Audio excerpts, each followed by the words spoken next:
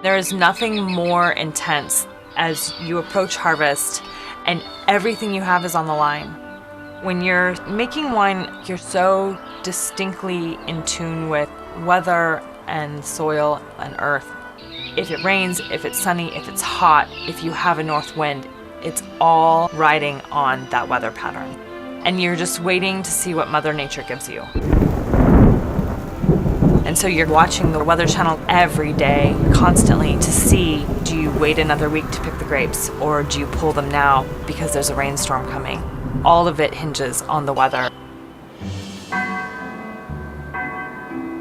My great-grandfather was a winemaker. He started to plant vines at the beginning of the last century, and then my grandfather and my uncle and my mother took over the vineyard. So wine, it's huge for me. So 2 weeks ago, we had a hailstorm. So we can see the impact here, here, here. We can't leave the grapes like that. And the rain is coming back, so we need to harvest quickly.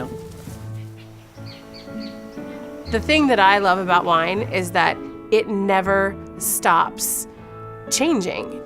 You are at the mercy of the weather. You know, is it going to be so wet and rainy that it could destroy some of the grapes? Is it going to be so rainy that it will dilute the grapes and compromise the vintage? That's the thing about vintage. You have to sort of roll with the punches.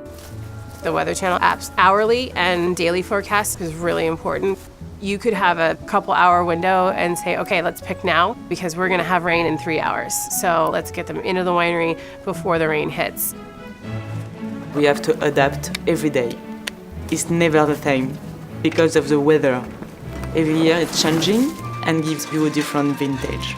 So every year we have a new kind of wine, but with the same grapes, the same soil, but a different weather. When you taste a great wine, it should have an elegance that tells a story. It has a beginning, a middle, and an end.